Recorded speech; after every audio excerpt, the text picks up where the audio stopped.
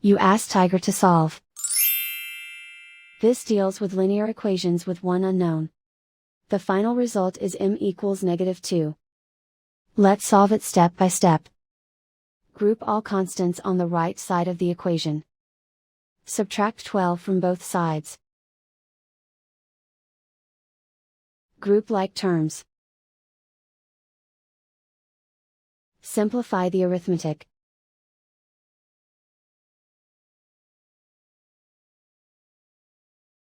Isolate the m. Divide both sides by -3. Cancel out the negatives. Simplify the fraction.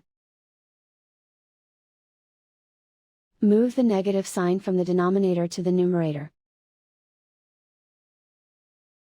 Find the greatest common factor of the numerator and denominator.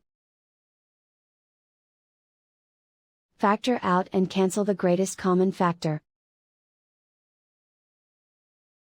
And so the final result is m equals -2.